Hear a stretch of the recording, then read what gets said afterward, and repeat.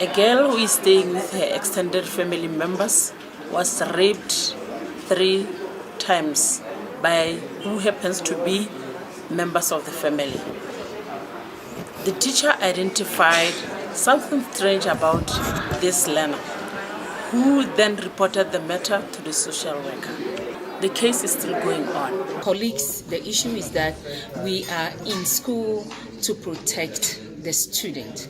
The school environment has to be safe for both boys and girls, such that we can really transmit or educate them as we are supposed to do. We don't get that side of the story.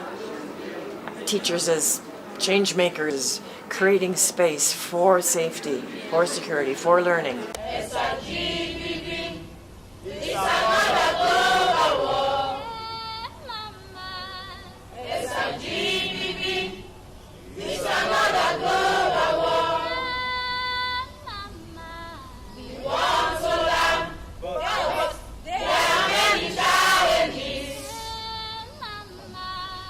Education unions and for educators to view themselves as part of the solution, because they're right there in the classroom, right? They're witnessing what's happened. As you mentioned, sometimes they're perpetrating it, but also they can be victims of it. So it's very much an issue that they can work on in a very concrete way in the classroom with the students, through their pedagogical approaches, through what's in the curriculum, through creating an atmosphere in schools that really emphasizes the need for safety and security, because you can't have quality education if nobody is safe in the environment. That if we didn't put teachers at the heart of this work, we were not going to get anywhere. Also, within unions, talking to unions, it was a safe learning environment. It was not one of punishment or pointing fingers, and it was more likely to get some traction, providing an opportunity for teachers to speak to each other about an issue of their own, which they care deeply about.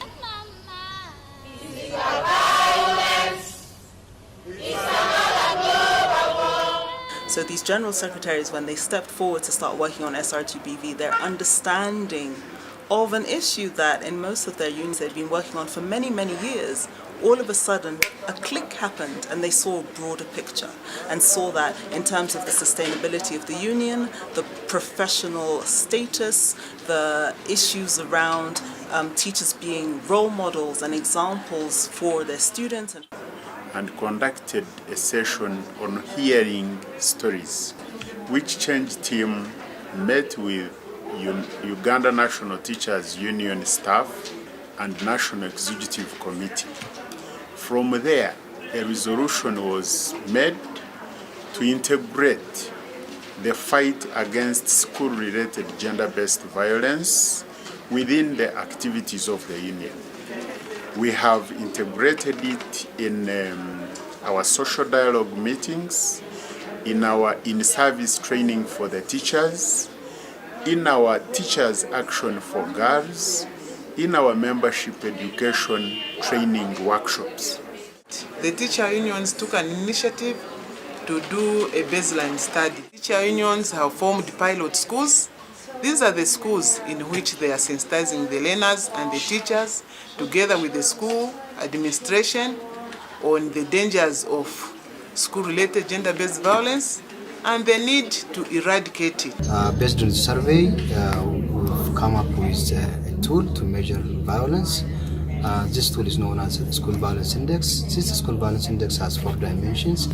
Student group, teachers group, and the management group sit down and evaluate the status of their school. Then, having measured the status, they share this one with the school community around, and then they share among, and they join in hands to reduce violence, and this has really helped in reducing violence.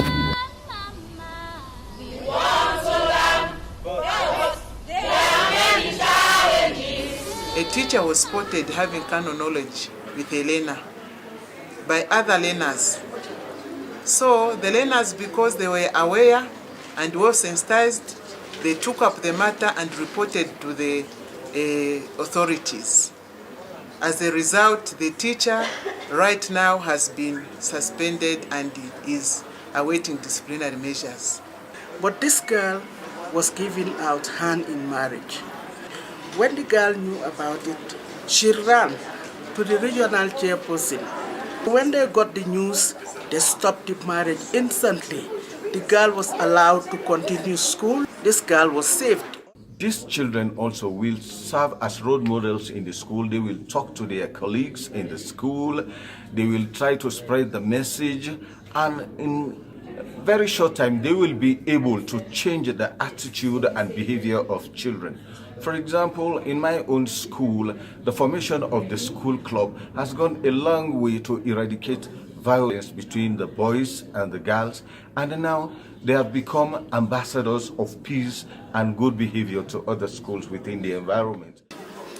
The teacher unions have also come up with a notice board program whereby any school-related gender-based violence action that is spotted should be posted on the notice board of the school so that everyone can know about it.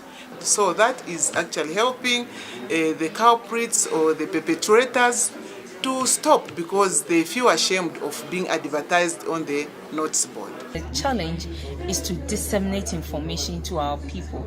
Social media we have taken by storm, and the reason for this is that every child and every educator who's on social media, be it WhatsApp, be it Twitter, be it Facebook, has access to our message and all the activities around it.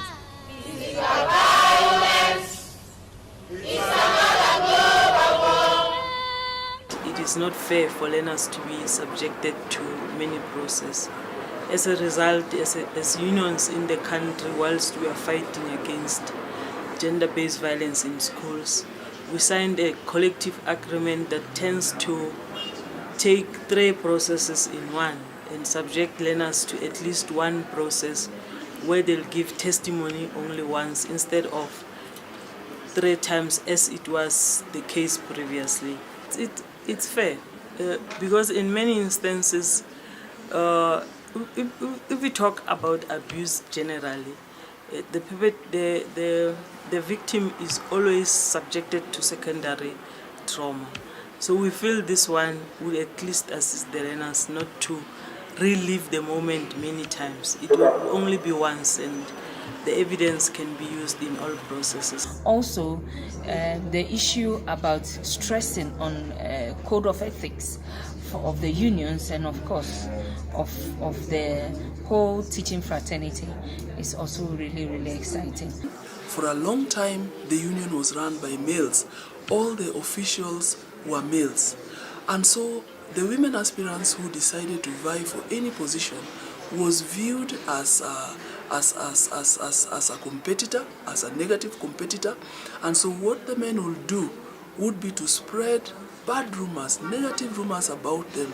These are idle people, lazy, immoral, people who cannot achieve any academic success, and so they kept the women away.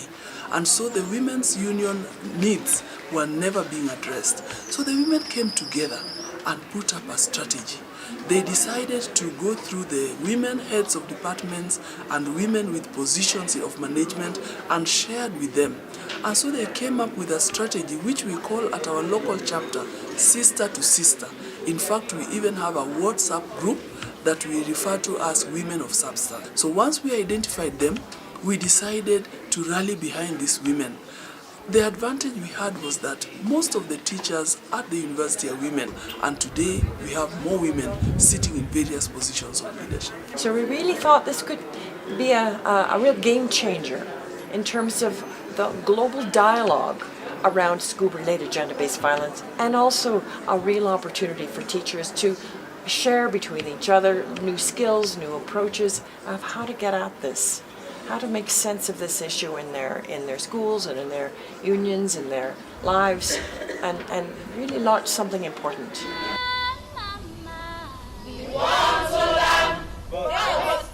I would say This is a successful story in terms of the work that the teacher unions have done, because the sensitization has borne fruits, has borne results. The learners are able to report, and the teachers also are able to take action. The school authorities and the education authorities are able to take action against teachers that are getting involved in school-related gender-based violence. We heard of the enormous scope that in every union something was happening, and that what was happening was touching significant numbers of people. Capital city, at the national level, at the regional level, at the local level, there were hundreds and maybe thousands of people who were being touched by this through the outreach of the unions, through their sensitization, through the creation of brochures, radio programs, teacher training, talking to each other about their policies. It was way bigger than we had any idea. All of that became tied up in the work around school-related gender-based violence. So I've really been struck by just how deep we've been able to go.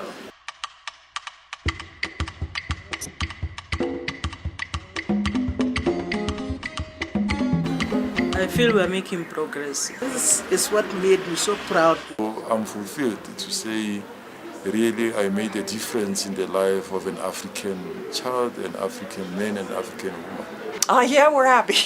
I am more empowered and re-energized. We are not just pushing women, but we are pushing capable women. And when they take up those positions that they never had before, it's bringing more women into unionism.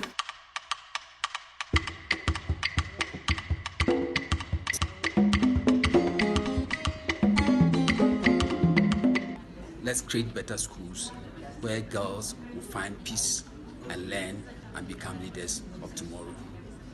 Speak up, report to the relevant authorities.